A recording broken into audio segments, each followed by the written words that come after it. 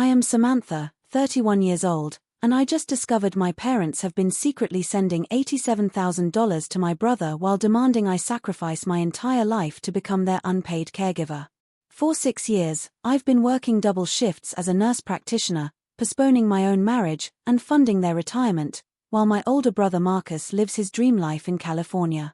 Yesterday, while organizing their tax documents, I found Western Union receipts that changed everything.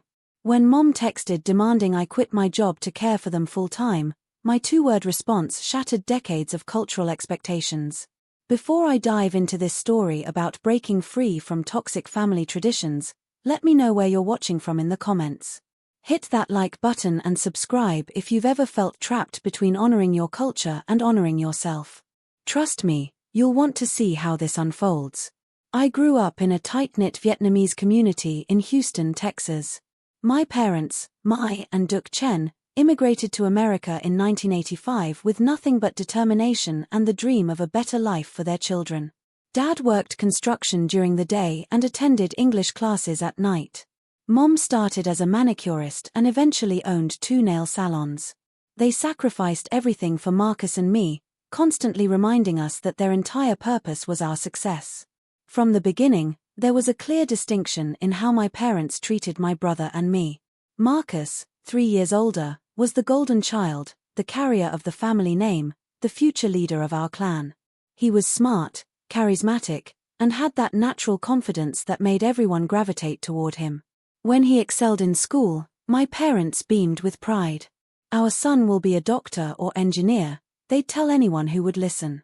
When he struggled or misbehaved, they made excuses. Boys need freedom to explore, Mom would say. He's learning to be a leader. I, on the other hand, was groomed from childhood to be the caregiver, the translator, the cultural bridge between my parents and America. While Marcus got to focus on his studies and dreams, I became the family interpreter at doctor's appointments, parent-teacher conferences, and government offices.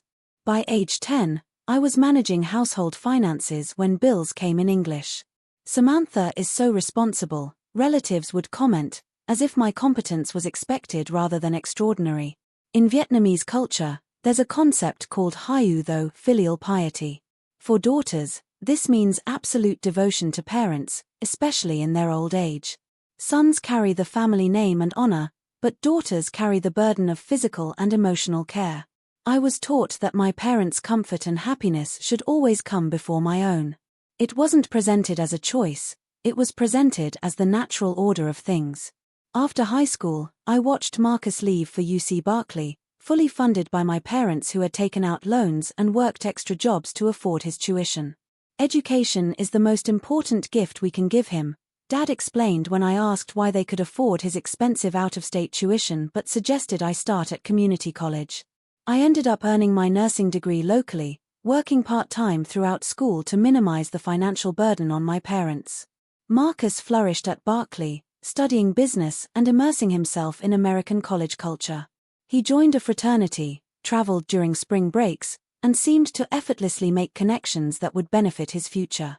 Meanwhile, I was building my career methodically, becoming a nurse practitioner and specializing in geriatric care. My parents viewed my success as useful but temporary. When you marry and have babies, you'll understand your real purpose, Mom would say. After college, Marcus moved to Los Angeles to pursue his entrepreneurial dreams.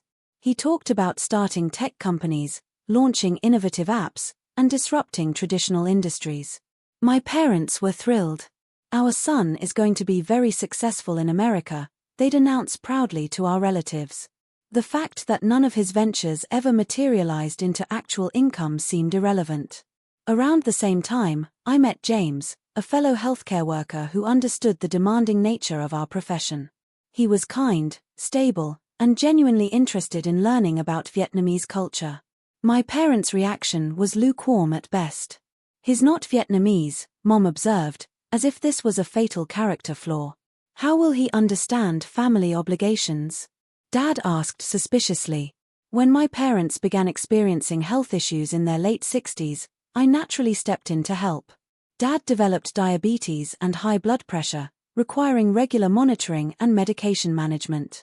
Mom's arthritis made it difficult for her to work long hours at the salon. I started helping with medical appointments, prescription costs, and eventually monthly contributions to their household expenses. What started as temporary assistance became permanent expectation. When the nail salon business declined due to competition from chain stores, I increased my contributions. When Dad's medical bills mounted, I covered the portions insurance didn't pay. When they fell behind on their mortgage, I made up the difference.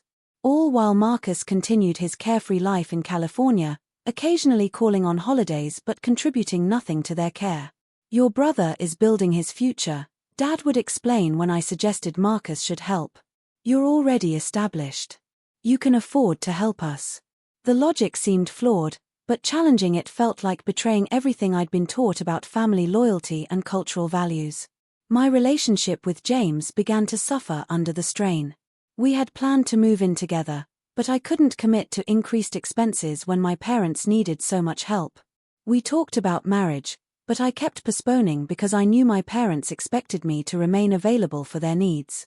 "I feel like I'm dating your whole family," James said one evening after another dinner was cut short by a call from my mother.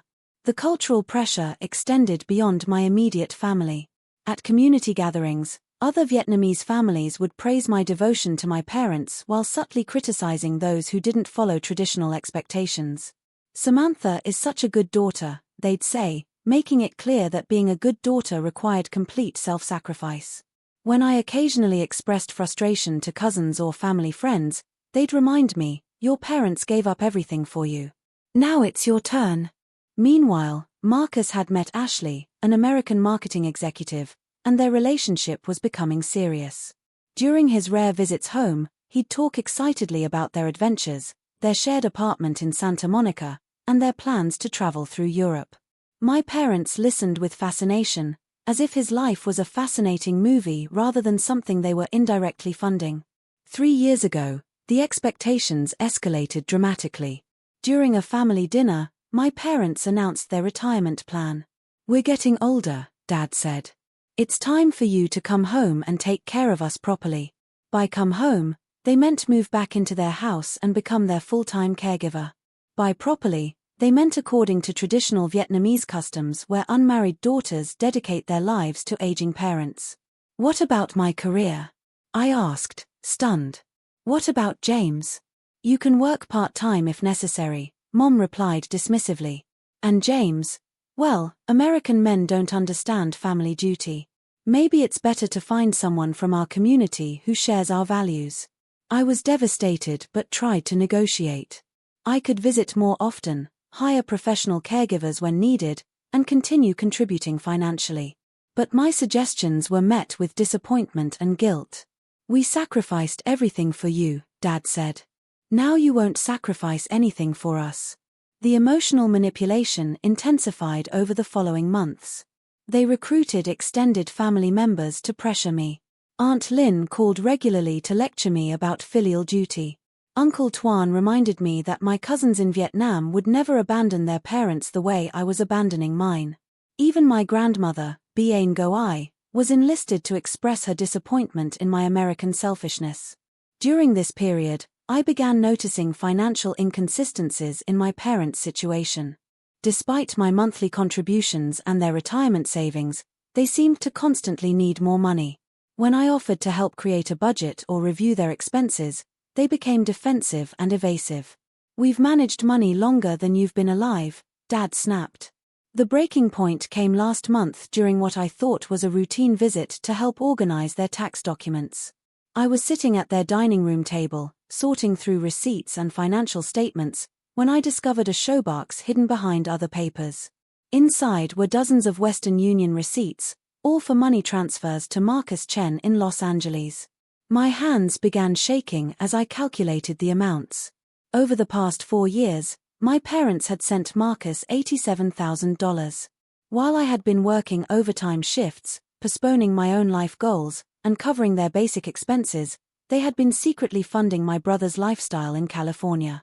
The receipts told a story of regular transfers, $2,000 here, $3,500 there, sometimes $5,000 in a single month. "What is this?" I asked when my parents returned from the grocery store, holding up a handful of receipts. Their faces went pale. Mom started stammering about how Marcus was going through a difficult time, how he was working on important business ventures, how he needed their support to succeed. Dad became defensive, insisting they had the right to help their son however they saw fit. "He's our son," Dad said, as if that explained everything. "Sons carry the family legacy. Your role is different. My role is to fund his legacy while sacrificing my own life." I asked, incredulous. The argument that followed was unlike anything we'd ever experienced. Years of suppressed resentment exploded as I confronted them about the double standard, the financial deception, and the cultural manipulation. They accused me of being selfish, Americanized, and ungrateful. I accused them of treating me like an ATM while treating Marcus like a king. "In our culture, children take care of parents," Mom cried. "You're supposed to understand this." "In our culture, parents also consider all their children's well-being," I countered. "Not just the son's dreams and the daughter's duty." I left that evening emotionally devastated but also strangely enlightened. For the first time, I saw clearly how cultural traditions had been weaponized to justify unfair treatment. I wasn't rebelling against Vietnamese culture, I was rebelling against a toxic interpretation of it. Over the next week, I researched and discovered that many Asian American women faced similar struggles. I found online support groups, articles about cultural guilt, and therapists who specialized in helping first-generation Americans navigate family expectations. I made an appointment with Dr. Kim, a Korean-American psychologist who understood the complex dynamics of immigrant families. "What you're experiencing is extremely common," she explained during our first session. "Immigrant families often create rigid role assignments as a survival mechanism. But what works for survival doesn't always work for thriving." Through therapy, I began to understand how my parents' trauma as immigrants had shaped their parenting. They had sacrificed so much that they couldn't imagine their sacrifices wouldn't be reciprocated. They had worked so hard to preserve Vietnamese culture that they couldn't adapt it to American realities. But understanding their motivations didn't mean I had to accept the consequences. Dr. Kim helped me develop strategies for setting boundaries while respecting cultural values. "You can honor your parents without dishonouring yourself," she said. "Filial piety doesn't require self-destruction." 2 weeks after discovering the Western Union receipts, my parents called with their most audacious demand yet. They had decided it was time for me to quit my job, move back home, and become their full-time caregiver. They had also decided that my relationship with James was preventing me from fulfilling my duties, and I should end it to focus on family obligations. "This is not a discussion," Dad said during the phone call. "This is what needs to happen. We've been patient, but now you must do your duty." That evening, as I processed their ultimatum, I realized I had reached my limit. I could no longer enable a system that rewarded irresponsibility while punishing loyalty. I could no longer allow cultural guilt to override my own well-being and future. The next morning, I received a text from my mother that would become the catalyst for everything that followed. No greeting, no warmth, just a demand that encapsulated exactly how they viewed our relationship. "Need $3,000 for urgent expenses. Western Union closes at 6 p.m. Don't delay." I stared at that message for several minutes, thinking about all the similar demands I'd received over the years. All the times they'd contacted me only when they needed something. All the guilt trips that followed if I asked questions or requested more information. All while secretly funding Marcus's dreams with money I thought was going to their necessities. For the first time in my life, I responded with complete honesty. 2 words that captured everything I felt about their expectations, their deception, and their priorities: "Ask Marcus." The reaction was immediate and explosive. My phone started ringing within minutes. Text messages poured in from my mother, each one more frantic than the last. "How dare you? After everything we've done for you. Marcus can't help right now. You're being cruel and selfish." My father called an hour later, his voice cold with anger. "That was completely inappropriate," he said. "Your mother is devastated." "I'm sorry she's upset," I replied, "but I'm not sorry for suggesting that Marcus contribute to family expenses. Marcus is building his future, Dad insisted. He can't be expected to help right now. Then why can you expect me to sacrifice my future?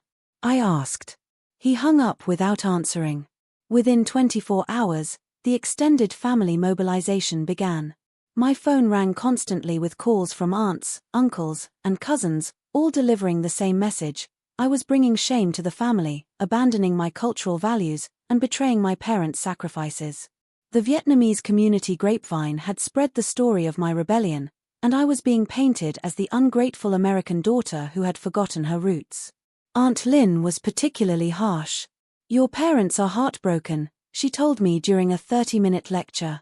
They gave you everything, and this is how you repay them. Did they tell you about the $87,000 they've been sending to Marcus? I asked. There was a pause.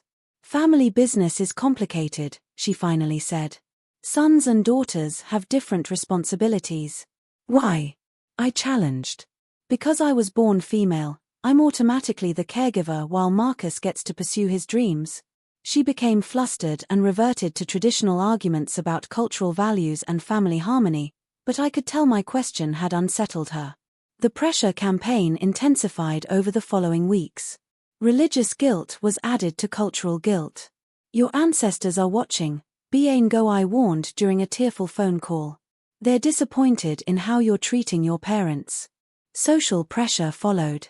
Community members who had praised my devotion now whispered about my selfishness at the Vietnamese Market and Cultural Center. Most painfully, my parents recruited James into their campaign. They called him directly, explaining how I was abandoning family obligations and asking him to convince me to do the right thing. To his credit, James saw through their manipulation immediately. They're trying to use me to control you, he told me after their call.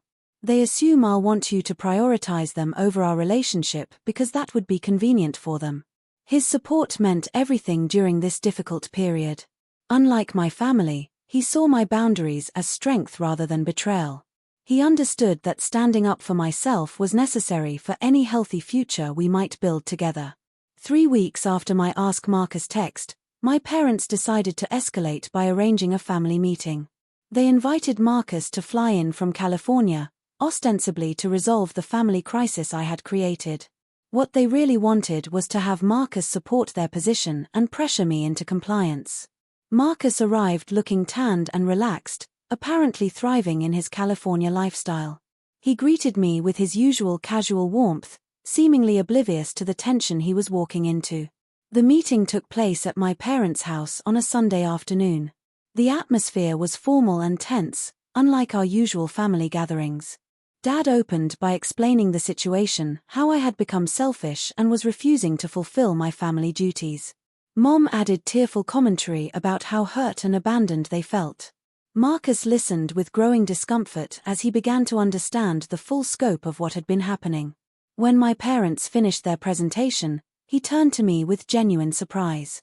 I had no idea you were supporting them this much, he said. Mom and Dad never told me about your monthly contributions. They also probably didn't tell you that I found the Western Union receipts, I replied, pulling out copies I'd made. $87,000 over 4 years, Marcus. While I've been working double shifts to help with their mortgage and medical bills. His face went through a series of expressions: shock, embarrassment, and finally something that looked like shame. My parents immediately began defending their decision to support him. Marcus needed help getting established, Mom explained. His business ventures required investment. What business ventures? I asked pointedly. The food truck that never happened. The app that never launched. The import business that never imported anything. Marcus had the grace to look uncomfortable. I've been exploring different opportunities, he mumbled. With my parents' money, I clarified. Money they demanded from me while claiming they were struggling. The conversation that followed was unlike anything our family had ever experienced. For the first time, Marcus was forced to confront his pattern of accepting support without reciprocating. My parents were forced to acknowledge their double standards and financial deception. And I was finally able to articulate years of suppressed frustration about cultural expectations and family inequality. "I don't understand why gender determines our family roles," I said at one point. "Why is Marcus's career more important than mine? Why are his dreams worth funding while my dreams are worth sacrificing?" Dad became visibly agitated. "Because that's how our culture works," he insisted. "Sons carry on the family name and legacy. Daughters take care of the family." "Whose culture?" I challenged. "Because Ba Ngoai worked outside the home in Vietnam when Ba Ong was imprisoned. She supported her family when necessary. She adapted to circumstances." This reference to my grandmother seemed to catch my parents off guard. They hadn't expected me to invoke Vietnamese history to support my position. Marcus, meanwhile, had been quietly processing everything. Finally, he spoke up with something I hadn't expected: partial honesty. I think Samantha has a point," he said slowly. "I've been taking help without really considering how much pressure that was putting on the rest of you." My parents looked shocked. This wasn't the unified front they had expected from their golden child. "I can start helping more," Marcus continued, though his tone suggested this commitment was reluctant rather than enthusiastic. The meeting ended without resolution, but it marked a turning point. The truth was finally in the open, and even Marcus couldn't pretend the situation was fair. Over the following months, several things changed. Marcus did begin contributing to our parents' expenses, though minimally and inconsistently. My parents, faced with the reality that I would no longer be their sole financial support, were forced to reassess their spending and expectations. Most importantly, I maintained my boundaries despite ongoing pressure. The extended family gradually accepted that I wasn't going to change my position. Some relatives continued to disapprove, but others privately confided that they understood my frustration. My cousin Jenny told me that she faced similar pressures and admired my courage in standing up for myself. The most surprising support came from an unexpected source: Ba Ngoai, my grandmother. During a family gathering, she pulled me aside and shared something that changed my entire perspective. "I've been watching what's happening with your family," she said in Vietnamese, speaking quietly so others wouldn't overhear. "Your parents are wrong about tradition." I was shocked. Ba Ngoai had been one of the voices calling for me to fulfill my filial duties. "In Vietnam, I worked to support my family when your grandfather was imprisoned by the communists," she continued. "I made sacrifices, yes, but I also made choices. I adapted our traditions to our circumstances. Your parents are stuck in old thinking." She looked around to make sure we weren't being overheard, then added something that brought tears to my eyes: "A strong daughter who stands up for herself honors her family more than a weak daughter who disappears herself for others' comfort." Ba Ngoai's validation meant more to me than any other support I received. She represented the authentic Vietnamese cultural values that my parents had twisted into tools of manipulation. Armed with this new perspective, I continued working with Dr. Kim to develop a sustainable relationship with my family. We established clear boundaries. I would contribute to emergency medical expenses but not routine living costs. I would help with healthcare navigation but not daily caregiving. I would participate in family events but not tolerate guilt trips or manipulation. Most importantly, I moved forward with my own life plans. James and I got engaged, and I made it clear that our wedding would happen with or without family approval. I also began developing a business plan for my own healthcare practice, specializing in serving Vietnamese and other Asian immigrant communities. The practice idea emerged from my realization that many immigrant families struggled with healthcare navigation, just as mine had. I could use my clinical skills and cultural knowledge to bridge the gap between traditional communities and American healthcare systems. It would honor my Vietnamese heritage while building my American future. My parents' reaction to my engagement was lukewarm but not hostile. They had apparently accepted that I wasn't going to sacrifice my relationship for their preferences. Dad even admitted that James seemed like a decent man and that maybe having an American son-in-law could be useful for navigating certain situations. The wedding planning process revealed how much our family dynamics had shifted. Instead of demanding control over every detail, my parents asked to be involved in ways that honored both cultures. We incorporated Vietnamese traditions alongside American ones, creating a celebration that felt authentic to James and me rather than performative for others. Marcus served as a groomsman, and his toast actually acknowledged the changes in our relationship. I'm learning that being a good brother means supporting my sister's happiness, not just accepting support for my own, he said, looking directly at me. 1 year after the Ask Marcus text, our family had found a new equilibrium. It wasn't perfect, and it wasn't traditional, but it was honest. My parents had learned to respect my boundaries, even if they didn't always understand them. Marcus had stepped up minimally but consistently. Most importantly, I had learned that honoring my culture didn't require dictionarying myself. My healthcare practice opened 6 months after my wedding, focusing on geriatric care for Vietnamese immigrants. Many of my patients were dealing with family dynamics similar to what I had experienced. Being able to help them navigate cultural expectations while maintaining their independence felt like turning my personal struggle into professional purpose.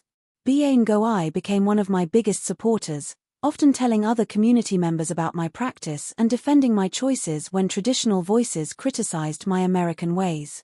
She had become the cultural authority I had always needed, someone who understood both Vietnamese values and American realities. Looking back on this journey, I realized that the 2-word text that changed everything wasn't really about Marcus. It was about me finally finding my voice after years of cultural silencing. Ask Marcus was shorthand for I'm not your ATM, I'm not your retirement plan, and I'm not going to sacrifice my entire life for traditions that don't value my life. Setting boundaries with my family was the hardest thing I'd ever done, but it was also the most necessary. I learned that love isn't supposed to require self-destruction. Family isn't supposed to mean one person gives everything while others take everything. Culture isn't supposed to be a weapon used to enforce unfairness. Today, James and I are building the life we want while maintaining respectful relationships with both our families. My parents are learning to age with dignity rather than dependence. Marcus is slowly learning responsibility, though he still has a long way to go. And I'm creating a new model of what it means to be a Vietnamese American daughter, one that honors my heritage while honoring myself. The most important lesson from this experience is that standing up for yourself doesn't mean abandoning your culture or your family. It means refusing to let culture or family be used to diminish you. It means creating space for traditions to evolve and relationships to grow healthier.